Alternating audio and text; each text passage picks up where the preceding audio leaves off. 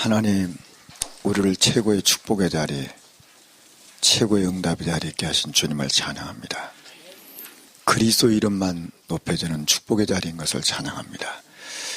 이 시간 우리가 같이 말씀을 듣고 같이 기도하면서 그리스도의 위대한 이름이 내 인생의 주인이시고 모든 문제 해결자임을 또 다시 확인하고 현장에서 이 일의 증인으로 쓰임받는 축복의 시간이 되기를 원합니다.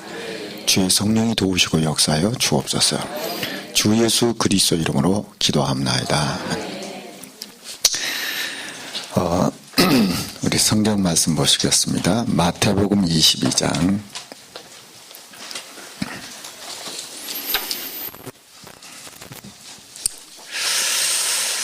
마태복음 22장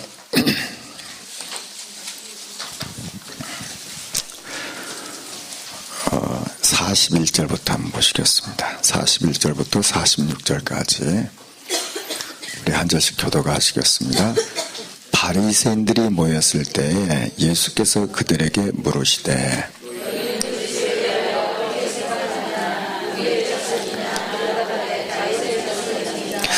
이르시되 그러면 다윗이 성령에 감동되어 어찌 그리스도를 주라 칭하여 말하되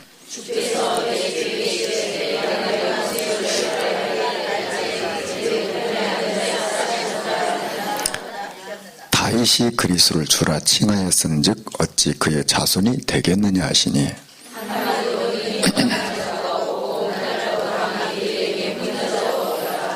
아멘. 이제 오늘부터 7시간을 기독론에 대해서 여러분과 같이 하려고 합니다.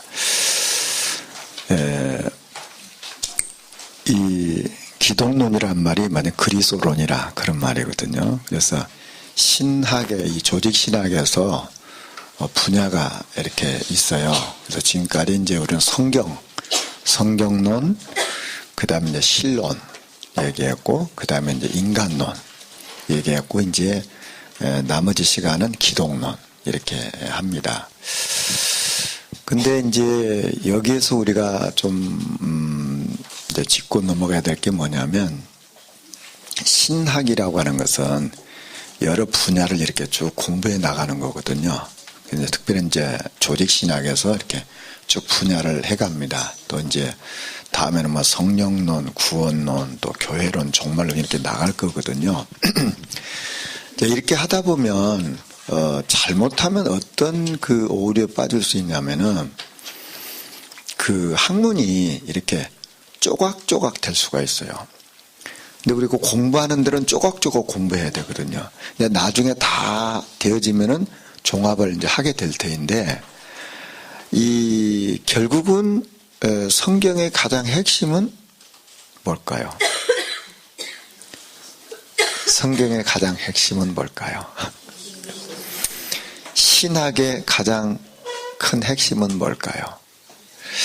우리는 이것은 절대적으로 놓쳐서는 안 되거든요. 공부를 해야 되니까 분야별로 나눈 것 뿐이지 성경 전체 핵은 그리스도를 말하거든요. 그렇죠? 그리고 신학의 전체 핵은 그리스도를 말하거든요. 그리고 이제 이렇게 이걸 전제에 두고 이렇게 학문을 이렇게 조각조각 해 나가는 겁니다. 그렇다면은 지금 이 기독론 요 시간이 우리에게는 가장 소중한 시간이 이렇게 되어질 수밖에 없겠죠. 어떻든 이렇게 우리가 인도를 받아야 되겠습니다. 그래서 제가 이렇게 제목을 조직신학의 한 분야인 기독론 이렇게 해놨는데, 조직신학에서 기독론이 한 분야인 것은 맞습니다. 그러나 실질적으로 조직신학의 핵심은 그리스도고, 조직신학뿐만 아니라 모든 신학의 핵심이 그리스도고, 그리고 성경 전체 핵심이 그리스도입니다. 그렇죠. 우리가 이것을 반드시 바닥에 깔고 신학을 해야 되겠죠. 자, 그러면 우리가 같이 읽은 이 마태복음 22장 41절부터 46절까지 이렇게 읽었는데요. 예수님이 누구에게 질문하신 거냐면 바리새인들에게 질문한 겁니다. 예수님께서 이렇게 질문을 하셨어요.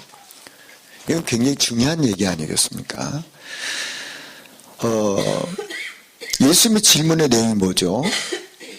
그 42절에 보니까 너희는 그리스도에 대해서 어떻게 생각하냐 그랬어요. 그리스도에 대해서 어떻게 생각하냐. 자, 우리는 이제 이 부분에 대해서 분명히 그리스도에 대해서 어떻게 생각하냐 그 말입니다. 그럼 우리는 오늘 이제 그 명칭에 대한 부분인데요. 명칭. 자, 그리스도를 어떻게 생각하냐. 우리가 신학에서 특별히 지금 이 조직 신학에서 한 분야로 지금 기독론을 하는데 예수님께서 지금 물으셨어요. 누구냐 그 말이에요. 그리스도가 누구냐? 이렇게 질문하셨어요. 여기 이제 우리 중요한 것을 정말 주님의 의도가 뭔지를 찾아내야 되겠죠. 그리스도에 대하여 어떻게 생각하느냐? 누구의 자손이냐? 이렇게 물었잖아요. 자, 그리스도에 대해서 어떻게 생각하냐? 그 그리스도는 누구의 자손이냐? 그러니까 그들이 잘 알잖아요. 다윗의 자손입니다. 이렇게 잘 알죠. 이르시되 그러면 다윗이 성령에 감동되어 어찌 그리스도를 주라 칭하여 말하되. 자, 그리스도를 주라 칭했다 그 말입니다. 지금.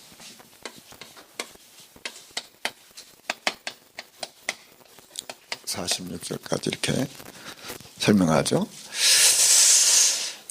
주께서 내 주께 이르시되 내가 내 원수를 발 아래 둘 때까지 내 우편에 앉아 있으라 하셨도다 하였느냐. 그러니까 다윗이 그리스도를 주라 칭하였은즉 어찌 그의 자손이 되겠느냐 하시니 그랬어요. 자, 이게 좀 무슨 말입니까? 여러분, 이게 무슨 말씀이십니까? 지금 바리새인들은 이 예수님에 대해서 예수가 그리스도임을 지금 안 믿잖아요. 그렇죠? 그러니까 예수님이 지금 질문하면서 설명을 합니다. 다윗이 그리스도를 주라고 불렀다 그 말입니다. 그러면 다윗이 그리스도를 주라고 이렇게 불렀으면 그 주가 누구냐 그 말이에요 지금. 이게 지금 질문이거든요. 예수님이. 자, 그러니까 46절을 보니까 한마디도 능히 대답하는 자가 없고 그날부터 감히 그에게 묻는 자도 없다라고 했어요. 자, 바리새인들에게서 최고의 분이 누구냐면 다윗입니다. 그래서 지금도 유대는 지금도 이스라엘 나라는 다윗의 별이잖아요. 다윗의 별. 다윗이잖아요. 그 다윗이 그리스도를 주라고 불렀다 그 말입니다. 그러니까 누굽니까? 예수가 바로 그리스도라 그 말이에요. 다윗이. 그러니까 바리새인들 더 이상 말을 못했다. 지금 이 말씀입니다. 이게 지금 기독론의 핵심이에요. 자, 예수님께서 제자들에게 질문했잖아요. 어떻게 질문하셨습니까? 마태복음 16장 13절에 보면 사람들이 인자를 누구로 하느냐 물었잖아요. 인자를 누구라고 하느냐 예수님께 물었거든요. 그러니까 이제 제자들이 말씀했잖아요. 예레미야입니다. 세례요한입니다. 이렇게 쭉 했죠. 그때 15절에 보면 너희는 나를 누구라고 하느냐 그랬어요. 자, 누구라고 하느냐 말이에요. 이게 우리 인생에서도 가장 중요한 질문입니다. 성경의 가장 중요한 질문이죠. 이 땅에서 이것보다 더 큰 질문은 없습니다. 이게 근원적인 질문이잖아요. 도대체 그 예수는 누구냐 그 말이에요. 이게 성경 전체거든요. 그 예수가 누구냐. 이때 베드로가 주는 그리스도시요 살아계신 하나님 아이들입니다. 이 고백한 절에 가장 정확한 답을 한 거죠. 자, 우리는 이 질문을 해야 됩니다. 누구냐. 예수님이 바리새인들에게 가장 성경을 잘 알고 있고 잘 믿는다고 한 그들에게 물었어요. 그리고 예수님을 따라다니는 그 제자들에게 물었어요. 누구라고 하느냐? 이 질문이에요. 누구라고 하느냐? 사실은 모든 질문이잖아요. 저와 여러분의 인생에 있어서 이 부분이 답이 되어가지고 지금 여기까지 오셨잖아요. 그렇죠? 이 부분에 답을 얻으셔가지고 온갖 누명을 다 쓰고 온갖 누명을 다 쓰고 집에서 쫓겨나기도 하고 뭐 별의별 일을 다 이렇게 당하셨잖아요. 예. 요 질문 누구라고 하느냐면 저와 여러분이 이 질문에 분명한 답을 가지고 이 자리에 계신 줄 저는 믿습니다. 그렇죠? 예. 여기에 대한 답이 없으면 뭐 여러 가지 우리에게 흔들리는 게 참 많죠. 예. 자, 그래서 이 성경은 결국은 무엇을 얘기합니까? 성경은 뭘 얘기하냐면 성경은 그리스도 중심으로 기록되어 있습니다. 자, 성경을 확인하시죠. 자, 히브리서 1장 1절과 2절을 보시죠.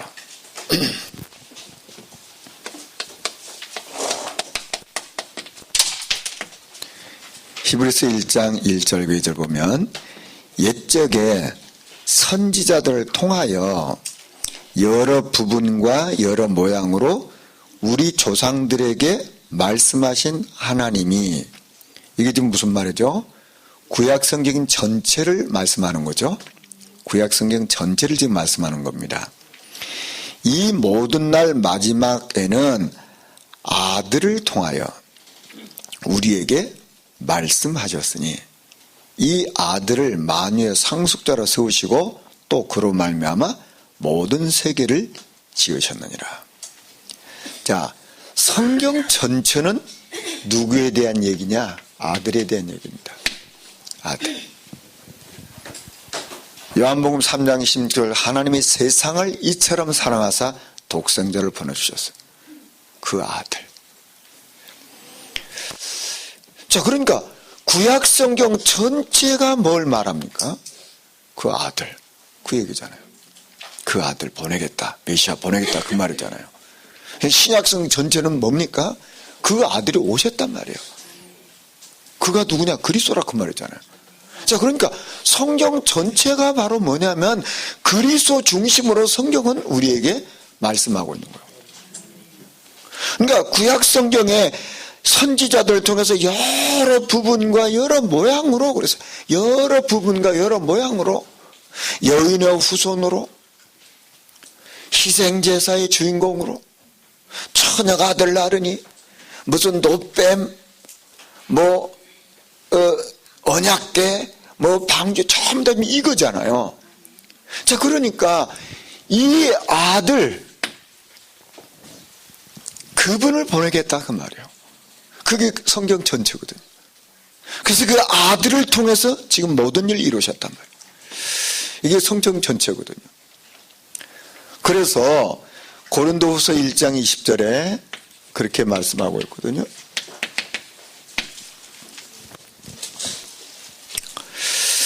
하나님의 약속은 얼마든지 그리스도 안에서 예가 되니 그런즉 그로 말미암아 우리가 아멘하여 하나님께 영광을 돌리게 되느니라. 자, 그러니까 그리스도 안에서 성취되지 않는 하나님 말씀은 없어요. 다 그리스도 안에서 이 말씀이 성취됐다. 그러니까 성경 전체는 뭘 말합니까? 아들. 자, 그래서 신약 성경에서 그러면 성경의 기독론 중심이 신약 성경에서 무엇을 말할까요? 자, 베드로가 주는 그리스도시여 살아계신 하나님의 아들입니다 고백을 딱 했어요. 그때 예수님이 비로소 제자들에게 무슨 말씀을 하셨나요? 베드로가 주는 그리스도시요 살아계신 하나님의 아들입니다 고백했을 때 예수님이 그때에 하신 말씀이 뭡니까? 십자가에 죽고 사흘 만에 부활하신다. 이걸 말씀하셨거든요. 십자가에 죽고 죽은 지 사흘 만에 부활하신다고 그랬거든요. 그런데 베드로가 이걸 못 깨달아서 그리스도 깨달았지만 그러니까 안 됩니다. 그러니까 예수님 뭐라고 말씀하세요? 사단아, 너는 베드로 물러가라. 너는 나를 넘어지게 하는 자라고 했어요. 여러분 무슨 베드로 보고 사단아 그랬다. 자, 그러니까 무슨 말입니까? 지금 예수님의 그 사역은 바로 뭐냐면 십자가 지시고 부활하시는 겁니다. 근데 베드로가 그거 안 된단 말이야. 안 돼요. 그러니까 사단아. 여기 귀한 전도자들 보고 사단아. 지금 그런 얘기 아닌가 이게. 이게 뭘 얘기합니까? 이게 이제 23절에 보면 예수님이 사단아 그랬거든요. 사단아 내 뒤로 물러가라 그랬거든요. 이게 뭔 얘기입니까 지금? 신약 성경의 가장 중요한 이 복음서의 가장 핵심이 바로 뭐냐면 십자가 부활이라고 말해요. 이것을 계속 설명하고 있는 거예요. 예수님이 중요한 곳에 갈 때마다 항상 십자가 그리고 부활을 말씀하셨어요. 그 사도행전은 그 죽음과 부활을 통해서 일어난 성령의 역사가 기록되어 있잖아요. 서신서들은 그 역사를 통해서 제자들이 세워지고 교회가 세워진 게 서신서거든요.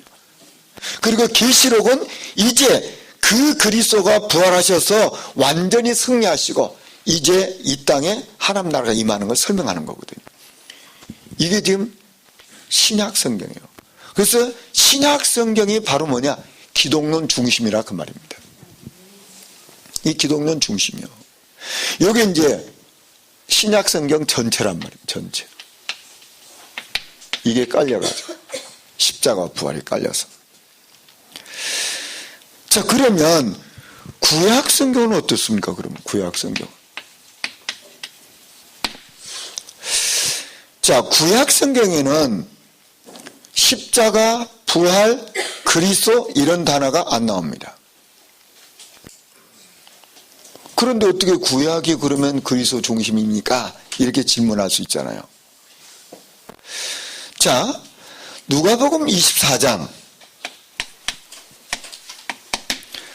누가복음 24장 44절에서 47절을 보게 되면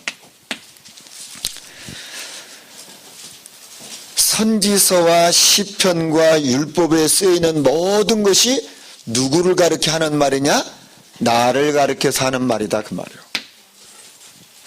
구약 성경의 그 율법서와 서신서와 시편이 다 누구를 가리켜 하는 말이냐? 예수 그리스도를 말한다 그 말입니다. 그렇죠. 이걸 지금 말하고 있는 거예요. 그러면 율법서가 모세오경이잖아요. 선지서가 다 구약성 전체 아닙니까? 그 다음에 시편, 그 선문서잖아요. 전부 다 뭘 얘기합니까? 그리스도를 말한다 그 말입니다. 그래서 구약성경도 결국 뭡니까? 그리스도 중심이라 그 말입니다. 자, 베드로 전서 1장 10절에서 11절. 이 구원에 대하여는 너희에게 임할 은혜를 예언하던 선지자들이 연구하고 부지런히 살펴서 자기 속에 계신 그리스도 영이 그 받으실 고난과 후에 받을 영광을 미리 증언하여. 그래서 이거 보면요, 선지자들이 연구하고 부지런히 살펴서 자기 속에 계신 그리스도 영이 그의 받으실 고난과 후에 받으실 영광. 이거 뭡니까? 십자가와 부활이에요. 십자가와 부활. 이걸 지금 말씀하셨다는 말입니다. 그런데 유대인들이, 그렇게 성경을 많이 공부하는 유대인들이 가장 핵심인 이것을 딱 놓친 거예요. 이걸 놓친 거예요. 이게 사단의 작품이죠. 그래서 신구약 성경 이 전체, 이 성경 전체를 보게 되면은 결국 뭡니까? 누구냐 말이야. 그리스도가 누구냐 이거예요. 그리스도가 누구냐. 신구약 성경 전체가 결국 뭡니까? 조주신학 전체가 뭘 얘기하냐? 그리스도가 누구냐 그 말이에요. 그렇죠. 성경 전체 속에 다 있는 거잖아요. 신학이라고 하는 성경 속에 있는 거거든요. 신학이라고 하는 것은 성경의 내용을 가장 잘 논리적으로 이론적으로 드러내는 게 신학이잖아요. 자, 그러니까 성경 전체가 바로 누구를 말하냐? 그리스도를 말, 누구냐 말이야. 그리스도가 누구냐? 그래서 이 그리스도가 누군지 모르니까 결국은 자기들이 원하는 바가 아닌데 대적자가 된 거예요. 그게 대적자예요. 몰라가지고. 사단에 잡혔어요. 우리는 창세기 1장부터 시작해서 요한계시록 22장까지를 전체적으로 어떤 눈으로 보면 되냐? 창세기 3장과 그리스도의 눈으로 보면 가장 정확한 겁니다. 그렇죠? 왜냐면 성경 전체가 그 그리스도가 누구냔 말이에요. 왜 그리스도가 누구여야 됩니까? 누굽니까? 창세기 3장에 우리 인간이 이 저주 가운데 빠져있기 때문에 이 문제를 해결하는 그리스도 보내겠다 그 말이에요. 그분이 오셨단 말이에요. 그분이 그 세를 꺾어버렸단 말이에요. 그게 성경 전체입니다. 자, 우리가 이 배경을 깔고 우리는 이제 더 들어가는 겁니다. 강론으로 들어가는 거죠. 그래서 우리가 성경을 연구하는데 요한복음 5장 9절에 보면 그렇게 말씀하고 있잖아요. 요한복음 5장 39절이죠. 9절. 너희가 성경에서 영생을 얻는 줄 생각하고 성경을 연구하거니와 이 성경이 곧 누구에 대해서 증언한 겁니까? 나에 대해서. 그리스도. 성경 전체는 누구에 대해서 증거하냐? 그리스도. 누구냐? 그리스도 누구냐? 자, 그래서 우리는 39절이죠. 죄송합니다. 그러면 이제 이 명칭. 자, 성경에는 그리스도의 명칭이 많이 있습니다. 많이 있는데 가장 많이 있는 몇 개만 내가 추려서 이렇게 이제 설명을 드립니다. 첫 번째는 예수.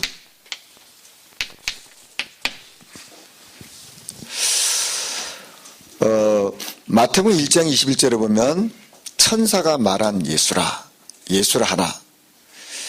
아들 낳으니 이름을 예수라 하라. 이는 자기 백성을 저희 죄에서 구원할 자라 그랬잖아요. 예수. 자, 구원할 자다 그 말이에요. 구원할 자다. 마태복음 9장 13절에도 보면 내가 의인을 부르러 온 것이 아니오 죄인을 부르러 왔다. 예수님 오신 이유가 바로 뭡니까? 죄인을 부르러 왔어요. 우리 지난 시간에 말씀드렸죠. 어려운 자가 있나요? 어려운 자가. 또 나 좀 어려운데요. 선을 행한 자가 있나요? 그렇죠? 의인은 없나니 하나도 없죠. 예. 그래서 우리를 구하러 오셨어요. 자, 그러면은 이 예수라는 말은 히브리 말로는 여호수아라는 말입니다. 여호수아. 구약 성경에 보면 여호수아가 2명이 나와요. 여호수아가 모세와 함께 이렇게 쓰임 받았던 그 여호수아. 그 이름 뜻도 여호와의 구원입니다. 그 이제 여호수아 1장 1절 여호수아. 그리고 스가랴서 3장 1절에 보면 대제사장 여호수아가 나옵니다. 이 사람은 여호사닥의 아들인 대제사장 여호수아예요. 이 두 사람이 나와요. 여호수아가. 자, 그런데 스가랴서 3장 1절에 보면 대제사장 여호수아는 여호와의 천사 앞에 섰고 사단은 그 오른편에 서서 그를 대적하는 것을 여호와께서 내게 보이셨다 그랬어요. 자, 그러니까 사단이 나와요. 사단이 나오는데 여기 여호수아가 나온다 그 말이에요. 이게 지금 뭔 얘기입니까? 이 사단의 손아귀에서 잡혀서 결 죄 가운데 있는 우리를 구원하신 분이라 그 말이에요. 구원자라면 예수란 말이 무슨 말이냐? 우리를 구원하신다 그 말이에요. 우리를 구원하신다. 그 예수란 말. 예수 그 이름을 우리가 딱 부르면 구원. 이렇게 보시면 정확한 거예요. 예수 그러면 구원이단 말이에요. 자, 그 다음에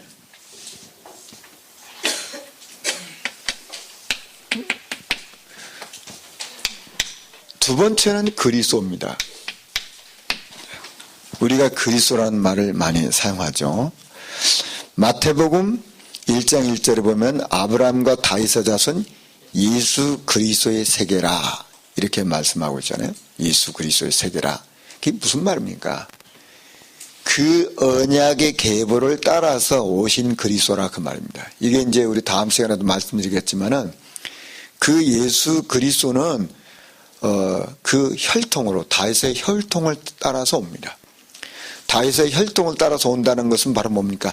인간으로 오셨다 그 말이에요. 인간으로.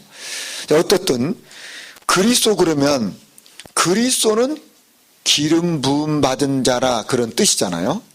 기름 부음 받은 자다 그 말입니다. 그러면 기름 부음을 누가 받죠? 예, 세 직분, 왕과 선지자와 제사장. 그러면 여기서 기름을 붓는다. 그래서 기름을 붓는다. 기름 부음 받은 자라. 기름 부음 받은 자. 이사야 61장 1절에 보면 이 기름은 하나님의 영을 말하는 겁니다. 이사야 61장 1절에 보면 주 여호와 영이 내게 내리셨으니 이는 여호와께서 내게 기름을 부으사 그랬어요. 기름을 붓는다. 기름은 여호와 영이란 말이에요. 이런 성경이 많이 나오거든요. 자, 그러면 이 기름 부음의 의미가 뭐냐면 의미가 우리 의미가 중요하잖아요. 이 의미가 뭡니까? 직분을 맡길 때, 직분을 맡길 때, 우리 전도사님 이제 우리 말씀하신 것처럼 왕의 직분을 맡을 때, 또는 선지자의 직분을 맡을 때, 또 제사자의 직분을 맡을 때 기름 부음을 받게 하잖아요. 그게 직분을 임명할 때다 그 말입니다. 그리고 이 기름 부음을 받았다는 것은 하나님과의 관계가 형성되는 것이 바로 직분의 의미입니다. 하나님과 관계가 형성된 거예요. 하나님과 이 관계가 형성된 걸 보고 이 기름 부음을 받았다고 하는 겁니다. 그래서 다윗이 이 사실을 가장 정확하게 누리고 있는 사람이거든요. 자, 사울 왕이 다윗을 붙잡으러 쫓아다니지 않습니까? 그래서 다윗이 사울 왕을 죽일 수 있는 기회가 여러 번 있잖아요. 근데 이제 신하들이 저 사울 왕을 죽여야 됩니다. 이때 다윗의 고백입니다. 사무엘상 24장 6절에 보면 자기 사람들이 이르되 내가 손을 들어 여호와의 기름 부음을 받은 자를 치는 것이 그건 여호와께서 금하시는 거다.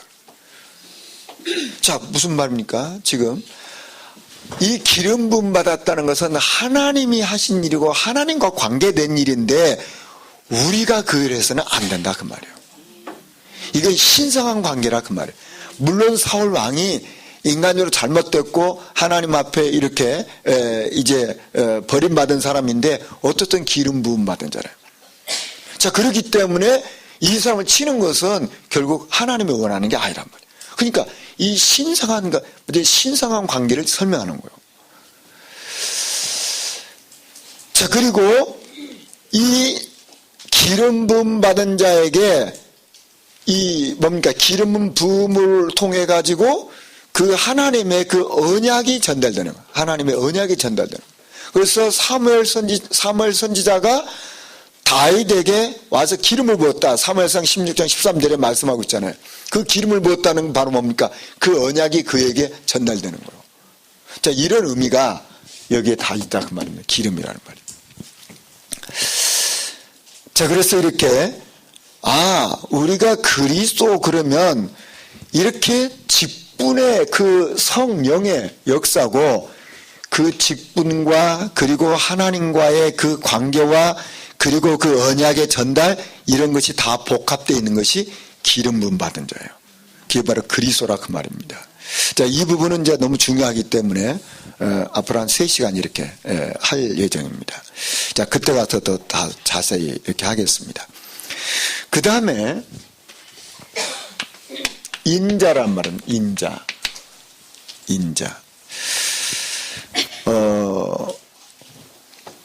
인자라는 말은 예수님께서 당신 자신을 얘기할 때 인자라는 말을 자주 사용하셨어요. 당신 자신을 말할 때. 그래서 예수님이 제자들에게 물었잖아요. 인자를 누구라고 하느냐 묻잖아요. 인자를. 이제 이게 사실은 참 중요한 질문이거든요. 인자를 누구라고 하느냐 그 말이에요. 주님이 이 말을 많이 사용했거든요. 그러면은 지금 예수님께서는 인자라는 말을 사용했는데 그러면은 구약 성경을 알고 있는 이 유대인들은 인자란 말이 무슨 말인지 압니다. 인자란 말이 무슨 말인지 알아요. 근데 지금 말해 이방인들은 이 인자란 말이 무슨 말인지 잘 모르는 거예요. 여기 오해가 생길 수 있거든요.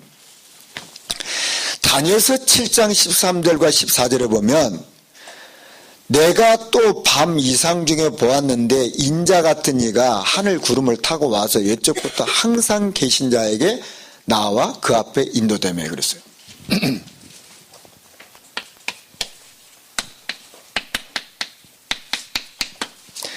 다니엘서 7장 13절과 14절에 보면 그에게 권세와 영광과 나라를 주고 모든 백성과 나라들과 각 방언하는 자로 그를 섬기게 하였으니 그랬습니다. 자, 지금 인자라는 말이 무슨 말이냐 그 말이에요. 인자라는 말이. 지금 우리는 그 인자라는 말을 그냥 그 뜻대로 하면 사람의 아들이란 말이잖아요. 우리가 그냥 그 단어 뜻을 인자 그러면 사람의 아들이거든요. 그런데 예수님께서 인자를 누구라고 하느냐 이 말 속에는 그 지금 바리새인들 유대인들은 인자란 말이 지금 뭔 말인지 안다 그 말입니다.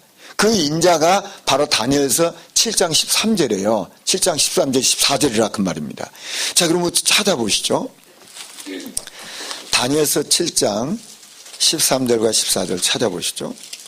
그 유대인들이 이 인자를 알고 있었냐 그 말이에요. 자, 다니엘서 7장 13절 14절을 보면 같이 한번 읽어보시죠. 내가 또 밤 환상 중에 보니 인자 같은 이가 하늘 구름을 타고 와서 옛적부터 항상 계신 이에게 나와 그 앞으로 인도되며 그에게 권세와 영광과 나라를 주고 모든 백성과 나라들과 다른 언어를 말하는 모든 자들이 그를 섬기게 하였으니 그의 권세는 소멸되지 아니할 영원한 권세요 그의 나라는 멸망하지 아니할 것이라. 이게 지금 인자거든요. 예수님은 당신을 말할 때 인자를 누구라 하냐 그 말이에요. 그럼 인자가 누굽니까? 그 우리가 잘못하면 단어 뜻대로 사람의 아들이구나 이렇게 해석하니까 문제가 생기는 거예요. 지금 예수님께서는 인자라고 할 때 유대인들은 인자라는 말을 어떻게 이해하고 있냐면은 영원한 권세란 말이에요. 영원한 권세. 그의 나라는 멸망하지 않은 나라예요. 모든 사람이 그를 섬기는 자라, 섬길 수밖에 없는 자라 그 말이에요. 무슨 말입니까? 인자라는 말은 맞으면 하나님이라 그 말이에요. 이걸 우리가 이해를 잘 해야 되거든요. 그래서 마가복음 10장 45절에 인자가 온 것은 내가 온 것은 예수님은 당신 자신을 말할 때 항상 인자라는 말을 하거든요. 인자라는 말은 내가 사람의 아들로 왔다. 물론 그 말인데 육신적으로는 사람의 아들로 왔는데 내가 누구냐 그 말이요. 여러분 중요하잖아요. 예수님은 내가 인자로 왔다. 내가 인자로 온 것은 이렇게 말씀하잖아요. 인자를 누구라냐 이렇게 질문하잖아요. 그런데 그 예수님은 인자라는 말 속에는 바로 내가 누구냐 그 말이요. 하나님이라 그 말이요. 이 예수님이 이 단어를 굉장히 많이 사용하세요. 인자란 말. 이게 성경학자들이 분석해 놨는데 한 40번 써요. 인자라는 말을. 그러니까 이 예수님의 사내들은 공회에 잡혀가지고 대제사장이 네가 그리스도냐?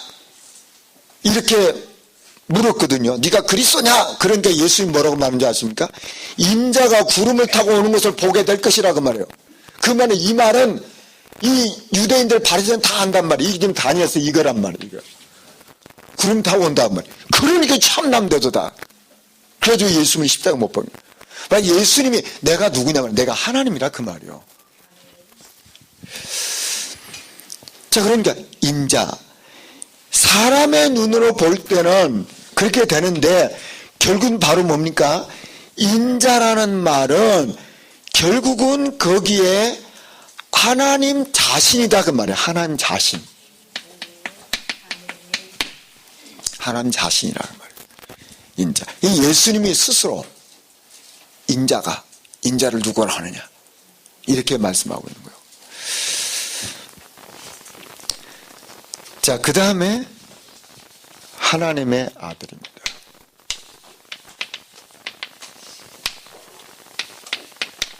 하나님의 아들. 여기 하나님의 아들은 무슨 말이냐면은 삼위일체의 제2의 하나님입니다. 그 하나님의 아들이란 말은 삼위일체의 여기 위 있잖아요. 위. 성부, 성자, 성령. 그 받으면 이이란 말이에요. 이 받으면 성자 그 말이에요. 하나님의 아들이란 말은 바로 그 성삼위 하나님의 그 이이란 말입니다. 자, 이것을 만약에 이 하나님의 아들이란 말을 만약에 우리가 부자지간으로 이렇게 알게 되면 이것은 삼일체가 무너지는 거예요. 그건 이단이거든요. 여러분 신학을 하는 이유가 이런 부분에 넘어지지 않게 하는 게 신학입니다. 우리는 하나님의 아들 그러니까 하나님의 아들 그러면 딱 우리에게 뭐가 먼저 딱 들어옵니까? 아들과 아버지. 그러면 아들과 아버지 그러면 이 아버지보다 아들은 조금 이렇게 좀 낫고 뭐 이렇게 생각하잖아요. 우리 머릿속에 이게 있거든요. 왜냐면 우리 인간 구조가 그렇게 돼 있으니까. 근데 삼위일체라는 것은 이게 하나님의 방법이거든요. 하나님의 삼위는 이제 여기서 이제 많은 이단이 나오잖아요. 여기서 잘못하면 하나님이 세 분으로 나눠버리고 또 잘못하면 하나님의 그 위가 뭔가 조금 부족해갖고 그 속에 또 들어가게 되고 그게 전부 이단이거든. 자, 그러니까 하나님의 아들이란 말은 무슨 말이냐면 본래 하나님이신데 그 하나님이 우리 인간의 눈으로 보이는 그분으로 오셨다 그 말입니다. 그러니까 하나님이라 그 말이에요. 하나님의 아들 그 말은 하나님이라 그 말입니다. 하나님인데 제2의 맞아요 성자 그 하나님을 설명하는 거예요. 그래서 빌립보서 2장 6절과 7절에 보면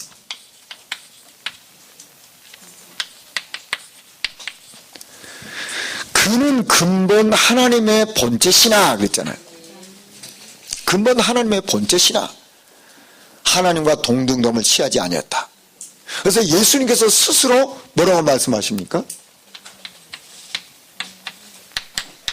나와 아버지는 하나라 그랬거든. 나 아버지는 하나라. 자, 이렇게 그 본체적으로 하나님이신데 그 그 삼위의 제2에 해당하는 그 하나님을 하나님의 아들이라 이렇게 사용하는 겁니다. 그래서 우리가 하나님의 아들 그러면 우리가 하나님 아들 그래 자꾸만 어떤 분은 자기 자식으로 자꾸 생각하려고 한다. 자기 자식 생각하는 것처럼 그게 아니에요. 삼위일체 하나님을 설명하는 겁니다. 하나님의 아들이란 말은. 예. 그래서 그리스도의 그 본질적인 그 신성 그걸 지금 말하는 거예요. 그래서 마태복음 11장 27절을 보면요. 내 아버지께서 모든 것을 내게 주셨으니 아버지 외에는 아들을 아는 자가 없고 아들과 또 아들의 소원대로 계시받은 자 외에는 아버지를 아는 자가 없느니라 그랬어요. 지금요. 그 하나님 그 이 대신 그 하나님 그걸 지금 말하는 거예요. 여기 이제 하나님께서 성령을 역사하셔서 저와 여러분을 깨닫게 하시고 이 사를 믿게 하는 겁니다. 이건 이론적으로 논리죠. 만약 현재 우리 인간의 이성적인 논리로는 삼일체가 설명이 안 되는 거예요. 이건 믿음의 역사거든요. 그렇죠? 그러니까 이 하나님의 아들이란 말은 제2 성자 그분을 말하는 거예요. 그러니까 그분이 하나님이시라 그 말이에요. 그래서 우리는 아들 그러니까 자꾸 아들 그러니까 아들이라는 개념으로 자꾸만 내 아들 개념을 생각하는 거예요. 그건 아니거든요. 예. 내 아들 개념이 아닙니다. 예. 그러니까 하나님의 아들 이 말은 반드시 어떻게 생각하셔야 하냐? 삼일체로 생각하셔야 된다. 여러분 이게 이제 신학을 하는 이유가 여기 있다니까요. 예. 하나님의 아들 그러면 이게 삼일체다 이렇게 보시면 됩니다. 이해가 되시죠? 예. 삼일체. 그 다음에 다섯 번째는 주 그랬어요. 주. 큐리오스 이렇게 말하죠. 이 말이 그 당시 로마 시대로부터 가장 핍박받았던 정치적으로 핍박받았던 말입니다. 주라는 말.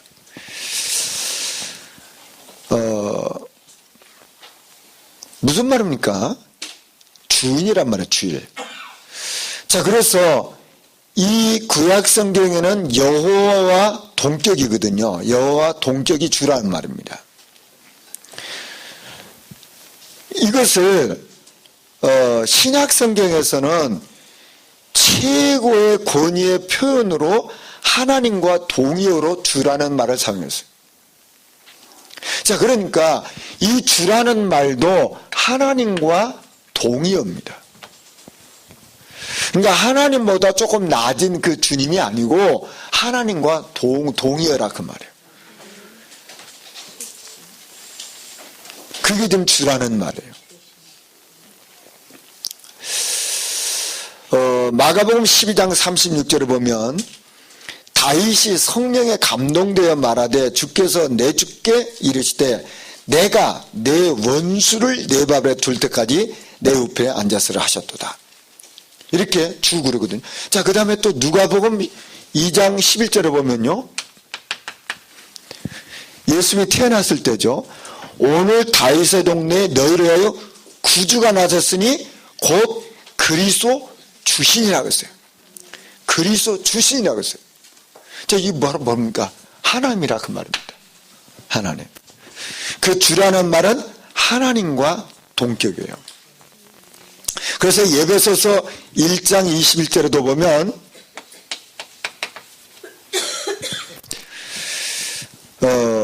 모든 통치와 권세와 능력과 주권과 이 세상뿐 아니라 오는 세상의 일컫는 모든 이름 위에 뛰어나게 하시고 그랬어요.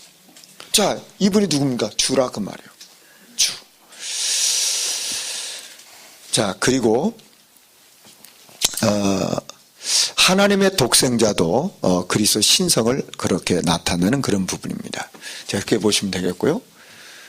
그 다음에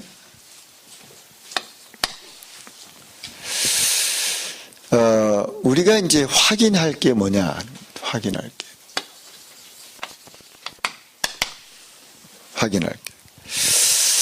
그러면은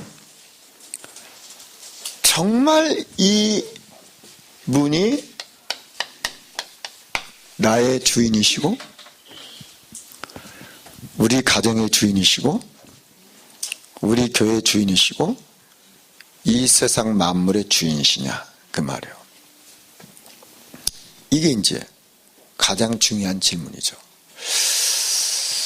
누구냐 그 말이에요. 누구냐, 그분이 주인이시냐 그 말이에요. 정말 그 그리스도가 하나님이시라면 당연히 주인이시죠. 그렇죠? 예. 우리가 예수 그리스도를 영접하는 그 순간 우리가 하나님의 자녀가 되거든요. 그러면 주인이 바뀌는 거거든요. 그게 우리 인생이 그렇지 않습니까? 예수 그리스도를 나의 구주로 영접하는 그 순간 우리는 주인이 바뀌는 거예요. 자, 주인이 바뀌었기 때문에, 주인이 바뀐 인생이기 때문에 우리는 이제 그 이름 가지고 사는 겁니다. 그 이름 가지고. 그 이름이 바로 그리스도 이름이죠. 그래서 바울이 이 그리스도를 깨닫고 나는 그 이름만 알기로 작정하고 나는 그 이름만 말하기로 작정하고 나의 연약함을 자랑한다. 그 얘기요. 주인이 바뀌었기 때문에. 여기 계신 우리 귀한 전도자들은 주인이 바뀌어서 그 이름 때문에, 그 이름 위하여 이 늦은 밤에 이곳에 오셨잖아요. 나는 이 이름 말하다가, 이 이름 나는 전하다가 주님이 부르신 그날 가는 거 아닙니까? 그렇죠? 그 이름 예수, 그 이름으로 우리 인생 문제가 해결됐고 우리는 이 땅에 그 이름 자랑하다가 하나님 나라 가는 겁니다. 그렇죠? 그래서 사단이 가장 두려워하는 이름이 바로 뭐냐? 그리스도. 그래서 이 이름을 말하지 말라고, 요 이름을 말하지 말라고. 주인된 이 사람 이제 주인이 바뀌었으니까 이 이름을 말할 수밖에 없거든요. 그러니까 이 이름을 말하지 못하고 사단이 온갖 방법을 다 동원해서 딱 하나, 그리스도 이름만 말하지 못하도록 온갖 방법을 다 쓰는 거예요. 그래서 저와 여러분도 과거에 참 부끄럽지만은 이 그리스도 이름 안에 모든 게 다 있는데 이게 몰라가지고 혼미해가지고 얼마나 방황하고 우상공장 공장장 만들어가지고 그 만물을 복종하는 그 이름 앞에 무릎 꿇어야 되는데 자꾸만 내가 뽀쏙뽀쏙 나타나가지고 내가 주인 돼가지고 얼마나 인생이 고달프고 힘들고 슬프고 외롭고 쓸쓸하고 그렇게 살았거든요. 자, 그래서 신학을 한마디로 딱 요약하면 무슨 말이냐? 그리스도. 신학을 한마디로 딱 요약하면 무슨 말이에요? 그리스도. 그 말. 성경을 전체를 다 요약해서 딱 한마디로 말하면 무슨 말이냐? 그리스도. 그 말입니다. 신학 기껏 하고 그리스도가 안 나타났다. 그건 공부는 많이 하셨는데 신학은 잘못한 거죠. 성경 66권은 많이 공부하고 알았는데 그리스도가 안 나타난다면 성경 공부지. 그건 아무 의미 없는 거예요. 그래서 그리스도 이름 안에 신학의 본질이 있고 그리스도 이름 안에 성경의 모든 게 다 포함되어 있습니다. 그래서 이 기독론의 실패는 절대 실패, 완전 실패, 영원한 실패, 무한한 실패입니다. 그렇죠? 예. 기독론의 실패는, 그리스도의 실패는 모두 실패요. 그렇지 않습니까? 그래서 우리 인간이 절대 스스로 하나님 만날 수 없잖아요. 그래서 참 선지자로 더 이상 방황하지 않도록, 더 이상 불안하지 않도록 천국 갈 때까지 우리의 길을 완벽하게 함께 하시면서 인도하시는 참 선지자. 우리의 저주와 재앙과 실패와 무능과 무능력과 운명을 해결하는 그리스도 참 제사장. 그렇잖아요. 그리고 이 사단의 머리를 깨뜨려 버리신 만왕의 왕. 그분이 누구냐? 그리스도라고 말해요. 그래서 기독론 전체, 그리고 조주신학 전체, 그리고 모든 신학 전체, 그 다음에 성경 66권 전체 그리스도. 이렇게 결론 내시면 가장 정확한 결론입니다. 이 축복 누리시기를 주의 이름으로 축원합니다. 하나님 감사합니다. 우리에게 그리스도를 알게 하신 주님을 찬양합니다. 그리스도가 내 인생의 주인이고 평생에 자랑할 이름, 유일한 이름, 영원한 이름 그리스도 붙잡고 인도받게 하여 주옵소서. 주 예수 그리스도 이름으로 기도합니다. 아멘.